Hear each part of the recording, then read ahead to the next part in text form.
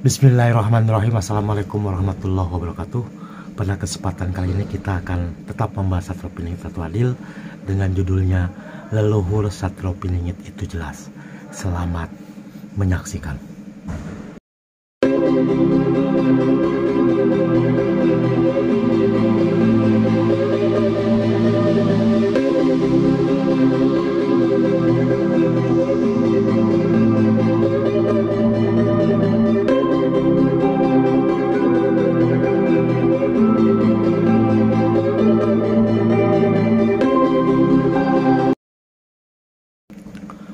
Bismillahirrahmanirrahim. Assalamualaikum warahmatullahi wabarakatuh. Pada kesempatan kali ini kita akan membahas leluhurnya Satrio Piningit yang lulus menjadi seorang Ratu Adil. Di YouTube sebelumnya saya menyampaikan bahwa seorang Satrio Piningit itu ribuan, bahkan mungkin di seluruh dunia mungkin di atas 10.000 seorang Satrio Piningit. Setiap negara memiliki seorang Satrio Piningit atau Ratu Adil. Akan tetapi yang kita bahas pada malam hari ini adalah leluhurnya Satrio Piningit yang lulus menjadi seorang Ratu Adil. Pada awalnya seorang Ratu Adil itu dimulai dari budak Angon. Dari budak Angon kemudian naik dia menjadi seorang Satrio Piningit. Dari Satrio Piningit dia naik menjadi seorang Pandito Ratu. Dan itu Pandito Ratu dia naik menjadi seorang Matu Ratu. Dan dari Matu Ratu pada tahun 2019 dinobatkan menjadi seorang Ratu Adil di alam biometafisika. Jadi yang menobatkan seorang Satrio Piningit itu adalah bangsa Korin, leluhur Nusantara, yang disaksikan oleh seluruh alam, termasuk jin, termasuk jin, termasuk tin. Itu disaksikan dan tanda-tandanya ada di YouTube sebelumnya. Nah, yang akan kita bicarakan adalah leluhur Satrio Piningit. Seorang Satrio Piningit banyak yang tidak mengetahui jati dirinya itu berasal dari mana. Salah satu syarat menjadi seorang Ratu Adil atau Satrio Piningit sejati adalah memiliki leluhurnya, silsilahnya tercatat dengan jelas, bukan nama samaran. Setiap waktu atau setiap saat selalu berkunjung kepada makam leluhurnya. Minimal kalau dia seorang Satrio Piningit dari Nusantara, dari Indonesia, adalah leluhurnya ketika pertama kali hidup di Nusantara. Leluhurnya siapa? Kalau dia berasal dari, misalnya dari orang-orang Sunda, harus jelas silsilahnya tidak boleh terputus dari dirinya sampai dengan 2500 tahun sebelum Masehi. Siapa leluhurnya? Itu yang Satrio Piningit biasa, artinya dia tidak memiliki secara utuh leluhurnya di mana. Catatannya itu seperti apa? Apakah memang betul-betul dia leluhurnya, ataukah kalimatnya mengaku saja sebagai leluhurnya? Banyak itu yang saya lihat seorang Satrio Piningit itu leluhurnya saya tidak tahu. Dia hanya sampai ke paling juga abad ke-14. Itu abad 14 itu ketika kesultanan atau mungkin ketika kerajaan 1400-an lah kurang lebih leluhurnya. Nah, kalau seorang Ratu Adil atau seorang Satrio Piningit yang lulus, itu leluhurnya itu dimulai dari dirinya sampai dengan Nabi Adam alaihissalam. Dia tahu nama-namanya, dia tahu di mana patilmannya atau kuburannya yang disampaikan oleh kedua orang tuanya atau oleh leluhurnya.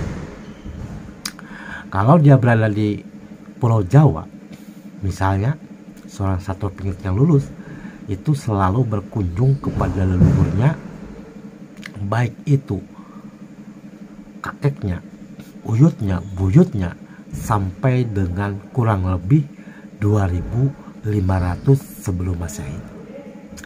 Kalau dia dari Galuh Purba, atau kalau dia dari dinasti Jawi, atau dari dinasti Tortor atau dinasti yang lain, itu harus bisa menyebutkan atau dia memang tahu leluhurnya itu kurang lebih 5000 tahun sebelum Masehi. Siapa leluhurnya? Namanya siapa? Meninggalnya kapan? Makamnya di mana? Itulah seorang Satwa Piningit. Jadi sesungguhnya fenomena-fenomena orang mengaku Satwa Piningit, mengaku Ratu Adil adalah hal yang wajar. Karena di akhir zaman itu seperti itu. Banyak bisikan-bisikan gaib yang disampaikan oleh bangsa jin kepada orang yang memiliki kemampuan di luar nalar. Dia akan berbisiki dirinya. Dia akan menyampaikan, bangsa jin, bangsa din, kalau bisa sanggup, bangsa din, bangsa tin kalau sanggup, dia akan menyampaikan bahwa kaulah sesungguhnya seorang Satwa Piningit, kaulah sesungguhnya seorang Ratu Adil. Itu makanya tidak heran di akhir zaman banyak orang yang mengaku seorang Satwa Piningit atau Ratu Adil, bahkan Imam Mahdi, karena mendapatkan dari bisikan gaib. Orang tersebut tidak pernah mengecek apakah bisikan gaib itu betul-betul dari leluhurnya atau dari bangsa jin, jangan-jangan dari setan atau dajjal misalnya, yang membisiki dirinya bahwa kamu adalah seorang Satwa Piningit, kamu adalah seorang Imam Mahdi. Itu bisikan seperti itu. Maka tidak heran banyak, hampir di setiap negara itu yang mengaku seorang Imam Mahdi, seorang Isa alaihissalam. Itu banyak, bukan satu bukan dua. Ada yang terlontarkan, ada yang di-upload di media massa, ada yang dia diam, tidak menyampaikan, atau dia hanya berbicara dengan keluarganya atau dengan murid-muridnya gitu, seperti itu. Makanya di kerajaan Sunda Galuh keturunannya tidak satupun yang kalimatnya membuka diri sebagai guru, membuka diri sebagai kiai atau ulama atau ustadz, menyampaikan atau memiliki murid, apalagi memiliki yayasan. Itu tidak mungkin memiliki yayasan atau lembaga. Itu yang namanya keturunan dari Prabu Siliwangi atau dari kerajaan Sunda Galuh. Itu tidak mungkin, tidak ada satupun, tidak ada. Karena memang keturunan raja-raja terdahulu kebanyakan itu sembunyi, termasuk dari Majapahit, Pajang, Singosari. Itu sembunyi.